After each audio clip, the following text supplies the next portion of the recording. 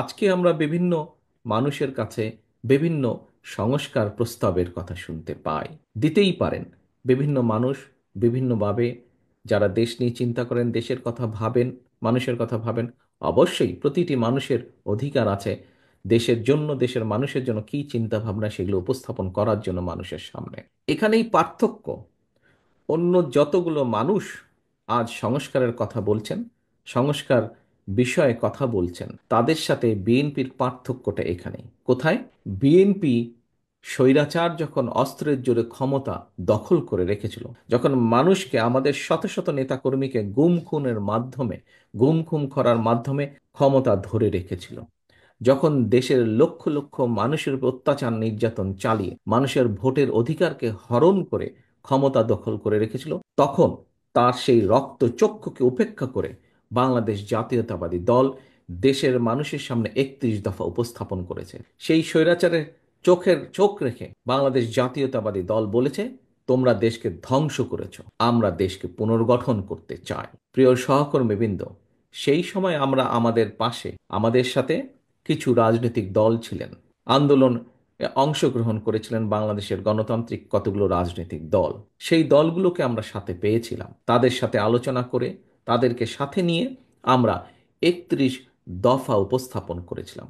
আজ আমরা অনেক ব্যক্তির কাছে অনেক কথা, বড় বড় সুন্দর সুন্দর কথা শুনতে পাচ্ছি আমরা, কিন্তু সেদিন এইসব ব্যক্তির কাছ থেকে আমরা কোনো সংস্কারের কোনো কথা শুনতে পারিনি। কিন্তু সেদিন একমাত্র আপনাদের দল, আপনাদের এই প্রিয় দল বাংলাদেশ জাতীয়তাবাদী দল, সেই স্বৈরাচারের রক্তচক্ষুকে উপেক্ষা করে দেশ পুনর্গঠনের কথা বলেছে।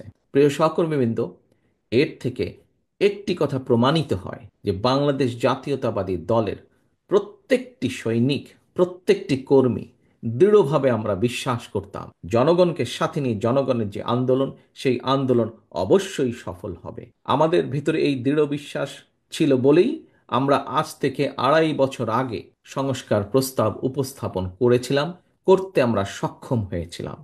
কারণ আমাদের দৃঢ় বিশ্বাস ছিল যে স্বৈরাচারের পতন হবে, এটি একটি, এবং আমরা সব সময় দৃঢ়ভাবে বিশ্বাস করি যে বাংলাদেশ জাতীয়তাবাদী দল বিএনপির মূল লক্ষ্য এবং উদ্দেশ্যই হচ্ছে জনগণ এবং বাংলাদেশ, বাংলাদেশের জনগণ এবং বাংলাদেশ। আমাদের মূল লক্ষ্য, আমাদের রাজনীতির মূল লক্ষ্য হচ্ছে বাংলাদেশ এবং বাংলাদেশের জনগণ।